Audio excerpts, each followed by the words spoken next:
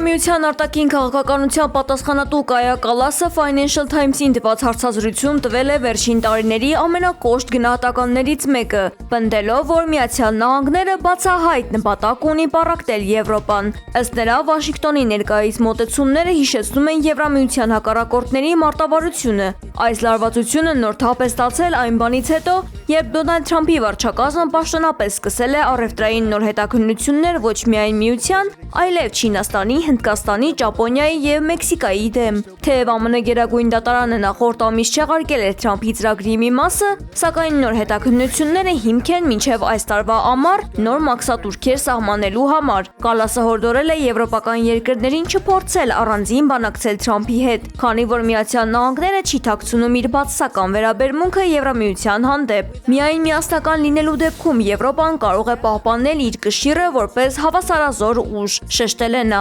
Այնուամենայնիվ, Կալասը խոստովանել է, որ Եվրամիությունը դեռևս ստիպված է զենք և տեխնիկա գնել Ամերիկայից, քանի որ սեփական ռազմական կարողությունները բավարար չեն։ Նա շեշտել է, որ Եվրոպան պետք է արագացնի ներդրումները սեփական պաշտպանական արդյունաբերության մեջ ԱՄՆ-ից ունեցած կախվածությունը նվազեցնելու համար։